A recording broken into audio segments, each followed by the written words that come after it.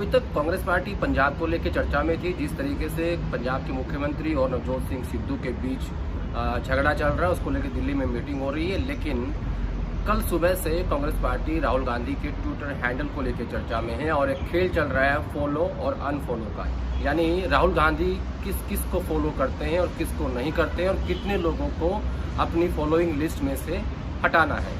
दरअसल एक आंकड़ा आया है कि परसों रात तक राहुल गांधी 308 लोगों को ट्विटर पर फॉलो करते थे। उसके बाद कल सुबह खबर आई कि राहुल गांधी ने अपने स्टाफ को, जो कि काफ़ी महत्वपूर्ण लोग हैं उनके दफ्तर के, जिनको लेकर काफ़ी चर्चाएं भी रहती है, जिसमें निखिल अल्वा, अलंकार सवई और कौशल विद्यार्थी शामिल हैं, कि इनको अनफॉलो कर दिया है। तो इस बात को लेकर जांच होने लगी, चर्चा शुरू होने लगी कि ऐसा राहुल गांधी ने क्यों किया। उसके बाद शाम होते होते राहुल गांधी ने 46 लोगों को और ट्विटर से अनफॉलो कर दिया, जिसमें दिल्ली के, देश के बड़े पत्रकार शामिल हैं, उनको भी अपने ट्विटर से हटा दिया। इसके अलावा जो सोशल इन्फ्लुएंसर्स थे या वो लोग जो कांग्रेस पार्टी से बाहर के हैं, इनका संबंध नहीं है, उन सबको अपने ट्विटर हैंडल से हटा दिया। अब ये जो डाटा है वो घटकर 220 लोगों पर आ गया है। दरअसल पत्रकारों को हटाने की एक बड़ी वजह ये बताई जा रही है कि क्योंकि बहुत सारे पत्रकार ऐसे हैं जो इस बात की शिकायत करते थे कि उन्हें क्यों नहीं फॉलो करते, कुछ चुनिंदा लोगों को ही क्यों फॉलो राहुल गांधी ट्विटर पर करते हैं। दरअसल इसके पीछे एक नई सोशल मीडिया पॉलिसी की पहल हो सकती है। दरअसल राहुल गांधी जो है वो सिर्फ कांग्रेस पार्टी के जो नेता हैं और जो उनकी पार्टी के ट्विटर हैंडल हैं या वर्कर्स हैं, वॉलंटियर्स हैं, अब से सिर्फ उनको ही फॉलो करेंगे। इसके पीछे की वजह बताई गई है कि कई बार ऐसा होता है कि जिसको आप फॉलो करते हैं और वो किसी को गाली देता है तो ऐसा एक संदेश जाता है कि आप उसको एंडोर्स कर रहे हैं। ऐसा कई बार हमने देखा है कि कई सारे ट्रोल्स ऐसे होते हैं जो किसी को ट्विटर पे गाली देते हैं और उनको प्राइम मिनिस्टर फॉलो कर रहे होते हैं। तो सवाल उठता है कि देखिए कैसे ट्रोल्स को प्राइम मिनिस्टर जो है वो फॉलो कर रहे हैं। तो दरअसल राहुल गांधी का जो ये स्टेप है, जिसमें ट्विटर से उन्होंने लगभग 50 से ज़्यादा लोगों को अनफॉलो कर दिया है, इसके पीछे बताया जा रहा है कि राहुल गांधी खुद को सिर्फ कांग्रेस पार्टी तक ही सीमित रखना चाहते हैं। वो अपना जो ब्रांड राहुल गांधी है उसको कांग्रेस तक ही सीमित रखना चाहते हैं और आने वाले दिनों में उनकी सोशल मीडिया पॉलिसी में कुछ और बदलाव भी आप लोग देख सकते हैं। इसके अलावा 308 को राहुल गांधी फॉलो करते थे, 308 लोगों को, वो कल सुबह घटकर 274 हुआ। मैंने कल सुबह ही ये ट्वीट किया था, वो आप देख सकते हैं। उसके बाद 224 हुआ कल रात को, और आज सुबह ये पहले 219 हुआ और अब राहुल गांधी सिर्फ 220 लोगों को ट्विटर पर फॉलो कर रहे हैं।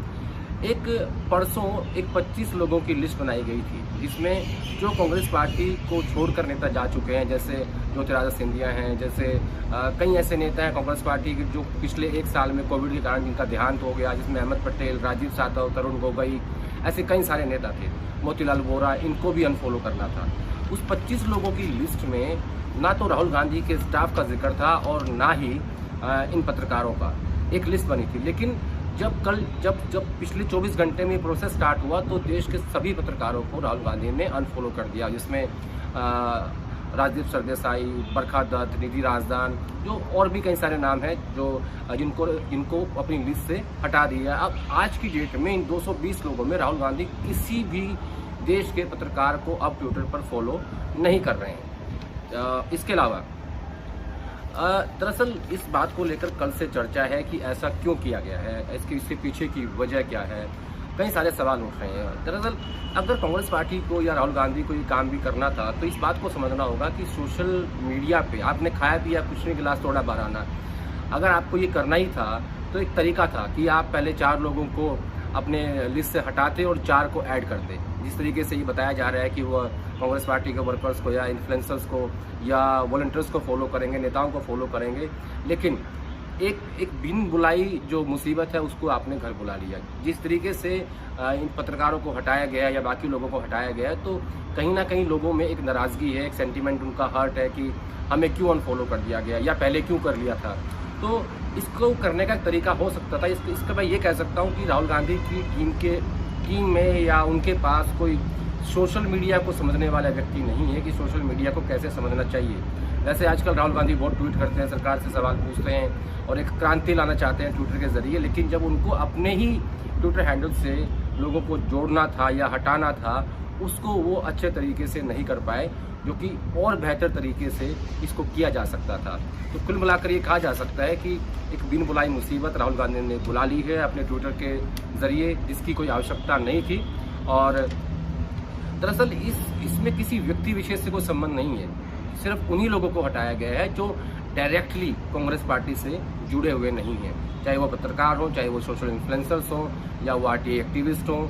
जितने भी लोगों को हटाया गया वो लोग हैं जिनका कांग्रेस पार्टी से डायरेक्टली संबंध नहीं है। तो इस पूरी एक्सरसाइज को सिर्फ एक ही बात कह सकते हैं कि राहुल गांधी अपने ट्विटर हैंडल को सिर्फ कांग्रेस पार्टी तक ही सीमित रखना चाहते हैं।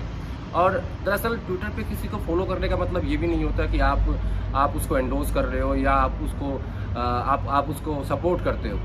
ट्विटर एक ज़रिया है इंफॉर्मेशन लेने का। मैं खुद उन लोगों को फॉलो करता हूँ जहाँ से मुझे इन्फॉर्मेशन मिलती है, या जिनसे मैं प्रभावित हूँ, या जिनकी मैं इज्जत करता हूँ। तो दरअसल जो तरीका अपनाया है राहुल गांधी ने, वो हो सकता है कि उनके लिए अच्छा हो, लेकिन ट्विटर पे फॉलो करने का मतलब ये नहीं है कि आप किसी से प्रभावित हैं, या आप किसी को सपोर्ट कर रहे हैं, या आप किसी को एंडोर्स कर रहे हैं। तो कुल मिला के कहा जा सकता है कि राहुल गांधी की टीम को ये ऑपरेशन अच्छे से करना नहीं आया। अगर आपको एक बल्क में इतने लोग हटाने थे तो आप थोड़े थोड़े करके हटाते और उतने ही लोगों को साथ साथ जोड़ते जाते, तो एक मामला बिना वजह के तूल नहीं पकड़ता और आज राहुल गांधी का जो ट्विटर हैंडल है वो इतनी चर्चा में नहीं होता।